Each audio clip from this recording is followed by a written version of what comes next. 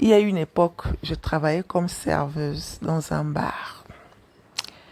On commençait à 18 heures et on finissait le lendemain à 10 heures parce que on partait chez nous en fonction des clients. Ça veut dire que si un client il venait à 5 heures du matin et qu'il voulait rester jusqu'à midi là, on restait là jusqu'à midi.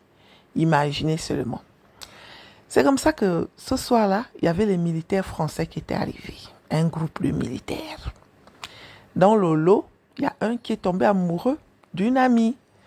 Et l'amie en question, elle avait déjà son gars. Donc c'est comme ça qu'elle dit à sa copine que non.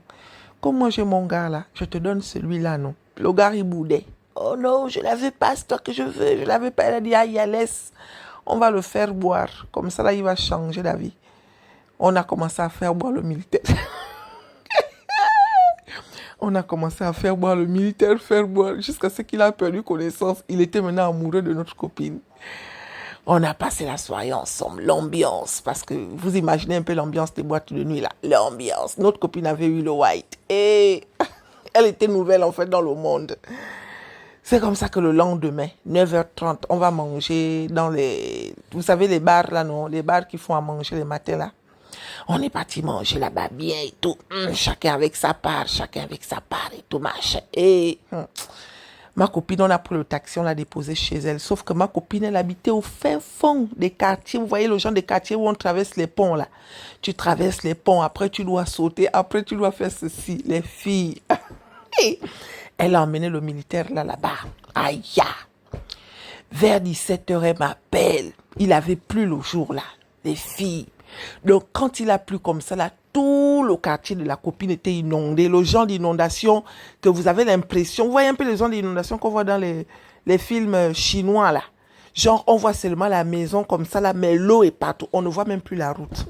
Quand le militaire, là, s'est réveillé, aïe, il a commencé à taper ma copine. Tu m'as kidnappé. Tu m'auras pas. Tu m'auras pas. Je vais appeler le FBI. Je vais appeler la France. Les filles, il a commencé à crier. Où suis-je? Et ce n'est pas facile de chercher les maris. Ce n'est pas facile. La fille était maintenant là, je t'ai pas kidnappé. Je t'ai pas... Mais tu es qui toi? Je te connais pas. Qu'est-ce que tu m'emmènes faire ici? Effectivement, en fait, là où la fille habitait, quand il y avait l'inondation, on avait l'impression qu'elle est dans une île. Le gars était maintenant en train de crier comme ça, en train de bagarre maintenant avec la fille. Il prend la mamie, il balance. Laisse-moi tranquille. C'est comment? Personne ne peut sortir, il y a l'inondation. Quand elle m'appelle, moi aussi, je ne pourrais pas venir. Oh, Seigneur.